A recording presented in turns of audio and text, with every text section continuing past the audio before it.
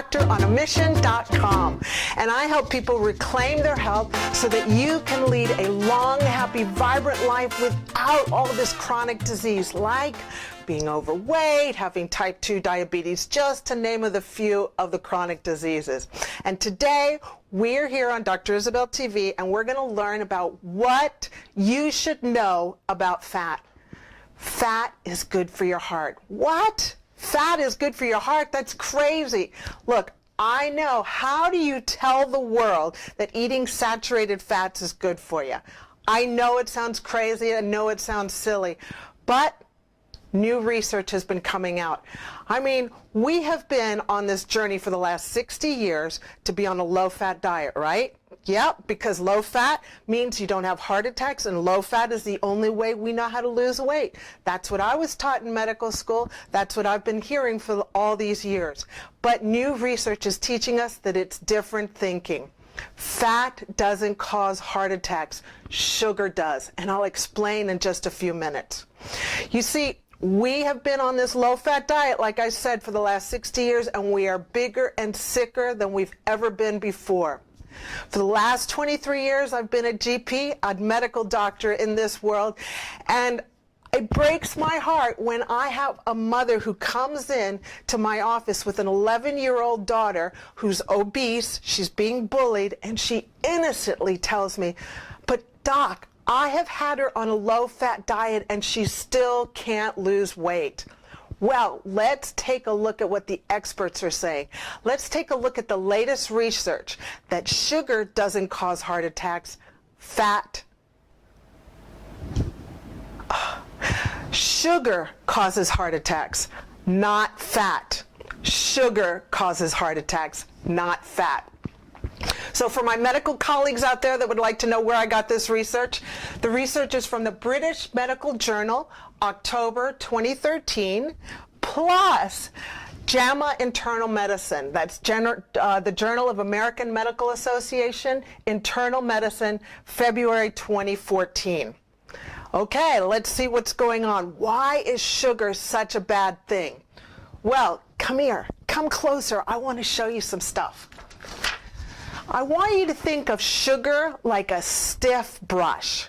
And if you think of sugar as a stiff brush, and you're an artery, you're a blood vessel, you're a hose that goes into your heart, think of the stiff brush, which is sugar, that rubs up against the inside lining of the blood vessel. And over a period of time, that stiff brush normally will get sticky and it'll heal normally. However, if it continues to happen over a long period of time, chronically, over a long period of time, it becomes very inflamed, which is natural, and it becomes very sticky. That's what sugar does. It's like a stiff brush, and it makes that inside lining of the blood vessel very, very sticky. And so here comes along cholesterol. Cholesterol is natural. We need cholesterol in our bodies. But look at it this way. Cholesterol now sticks onto that sticky part. And then more cholesterol sticks on, then more cholesterol sticks on. And sooner or later, you've got a blood vessel full of cholesterol. Well, is cholesterol the problem or is sugar the problem? The latest research, the experts are saying that sugar is the problem.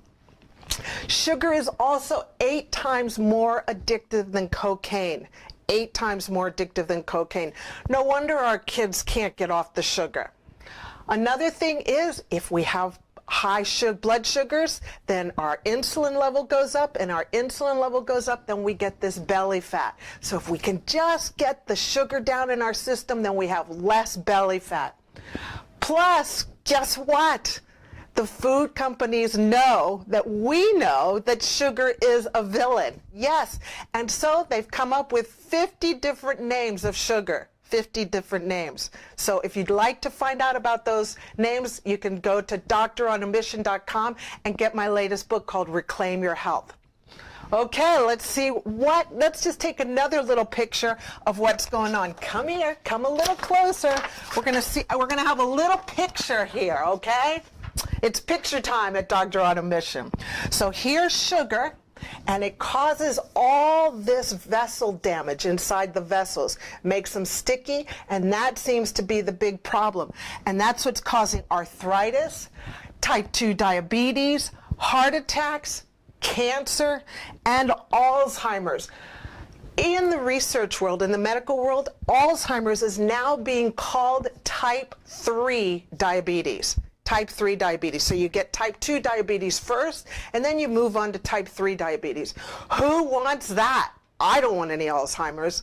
Okay, so what are the good fats? People are like constantly sending me messages on Facebook. What's a good fat? What's a good fat? Here's the good fat so you don't have to be confused anymore. Good saturated fats that are good for your heart. The first one are, come here, get close, get really close. Avocado, butter, yes, butter, not margarine, butter. Coconut oil is a beautiful oil to cook with, to stir fry foods with.